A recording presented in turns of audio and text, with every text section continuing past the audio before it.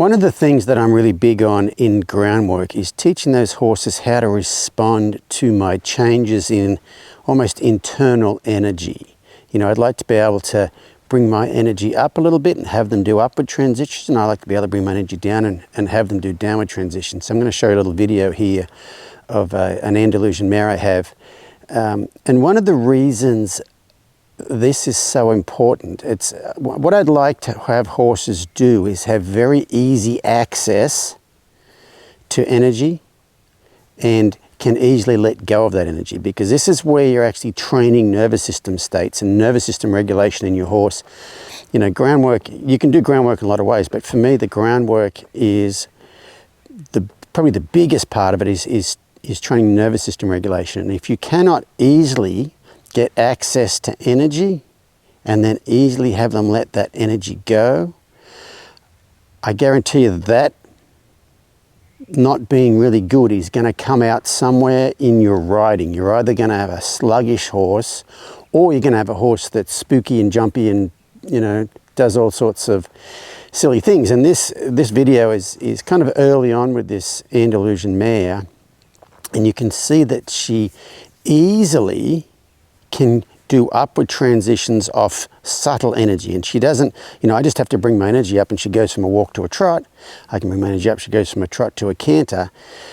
And that's all good, but you might notice when I go to bring her back down and bring her back in, she kind of comes down a little bit too quickly. And so, and I was aware of that when I filmed this, and I went and I got that part much better. But, you know, I think a lot of people would think that, oh yeah, she came down really good. That was really, oh, she came down really quickly. That was good. But she kind of shoved her front feet in the ground. She kind of, it's almost like she goes from going to a little bit of a freeze. And it's only a subtle freeze, but this mare, she's one of those horses who operate, you know, could very easily operate on both ends of the spectrum. She can be very, very anxious easily, and she can be very shut down very easily. I was aware of that when I first started her.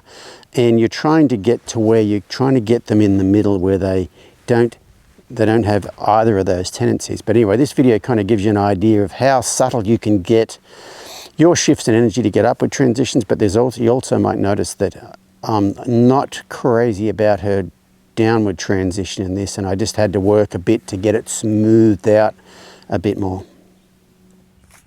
Okay, so mental picture, 2, 3, pick up here softly, over she goes around me, and see, I'm giving her more rope right then. I don't want to have her pull the rope out of my hand, I want to give her some slack. So I want her to go around at a decent distance like that with a bit of a bow in the rope right here. And there's a lot of ways to do that, and some of them are just pure obedience, whacking them with the stick sort of thing. I don't really care for that too much. But anyway, she's walking quite well. I'm going to bring my energy up, and she trots very nice, and she's trotting around, hanging her head down there. Very nice. And so I might just, she's a little bit fresh, I'm just going to bring my energy up and see if I can get a canter. Very nice. She's just maintaining that canter going around there. So she's right in the middle. She's not trying to trot and she's not trying to run off. Now if I just relax my energy and suck my belly button in, does she slow down and come back in? So what she just did was what I talked about before. It was a bit of a sharp downward transition. She didn't just flow around the corner.